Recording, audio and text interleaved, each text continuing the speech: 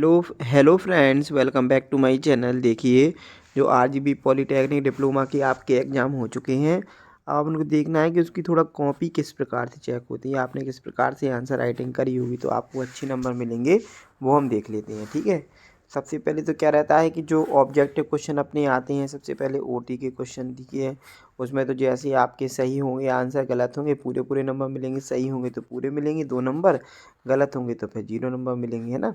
दूसरी चीज़ क्या होती है अपन को, यदि अपन ने स्टेप मार्किंग होती है मैथमेटिक्स में, जैसे मैथमेटिक्स हो गया, ठीक है, मैथमेटिक्स में जैसे स्टेप बाय स्टेप लिखना पड़ता है ना। तो यदि आपने स्टेप बाय स्टेप सॉल्व किया है क्वेश्चन को, तो जैसे आपके अगर आधा क्वेश्चन सही है नीचे गलत है, उतने के अपन को क्वेश्चन के आंसर्स के मार्क्स क्या हो जाते हैं, मिल जाती हैं। ठीक है, और बाकी फिजिक्स है तो फिजिक्स में यदि कोई डेरिवेशन है तो भी उसके भी मार्क्स मिल जाएंगे, है ना। यदि कोई क्वेश्चन आया है उससे रिलेटेड आपने कुछ यदि जानकारी लिखी है जो क्वेश्चन से रिलेटेड रहेगी, तो उसमें भी आपको मार्क्स मिलते हैं। ठीक है, उसके बाद क्या है, यदि आपने लेंदी आंसर्स लिखे हैं, यदि आपने लंबे चौड़े आंसर लिखे हैं, यदि आपने सही लिखना रहता है, यदि आपने बहुत ज़्यादा लिखा है और इसमें लेकिन आपने जो काम की बात है वो नहीं लिखी है, तो फिर आपकी थोड़ी नंबर कट जाती है। तो अगर आपने थोड़ा कम लिखा है लेकिन सही सटीक लिखा है, तो उसके आपको ज़्यादा नंबर मिलने की पूरी चांसेस रहती हैं।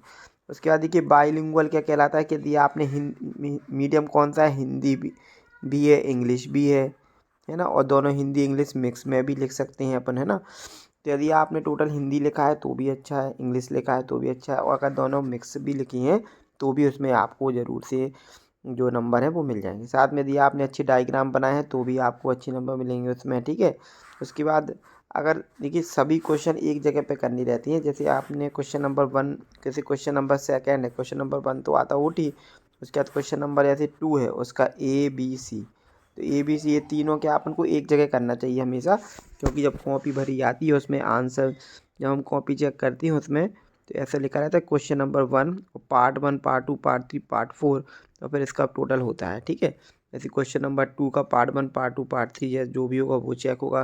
क्वेश्चन नंबर 3 का ऐसे ही होगा, है ना। क्वेश्चन नंबर 2 ओटी है तो 2, 3, 4, 5 ऐसे ही चलता रहेगा।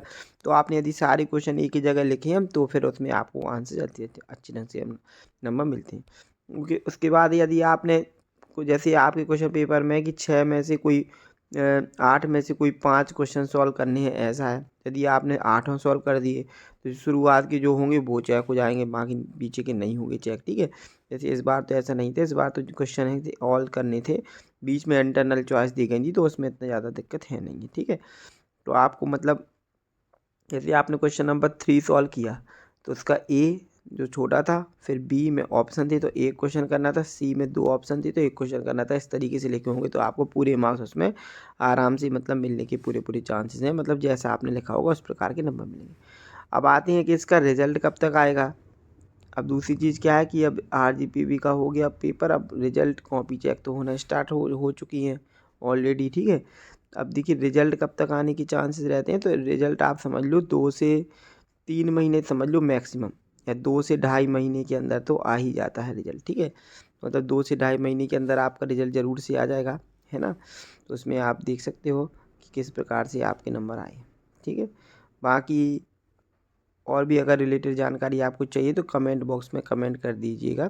ठीक है, आपको वो आंसर दे दिया जाएगा। बाकी चैनल को सब्सक्राइब करें, वीडियो को लाइक करें, कमेंट करें, चैनल को भी सब्सक्राइब कर लें, और जो नए सेमेस्टर की क्लासेस हैं वो भी बहुत जल्दी अपलोड करी जाएंगी, तो आप उसको आराम से देख सकते हो, अपनी पढ़ाई स्टार्ट कर सकते हो। ठीक है, एटलीस्ट कल 1 तारीख है तो 1 तारीख से थोड़ा थोड़ा सा वीडियो डालना शुरू हो जाएगा, तो आप देख सकते हो, है ना। बाकी कमेंट बॉक्स में कमेंट कर दीजिएगा। बाकी बहुत बहुत धन्यवाद। जय श्री राम।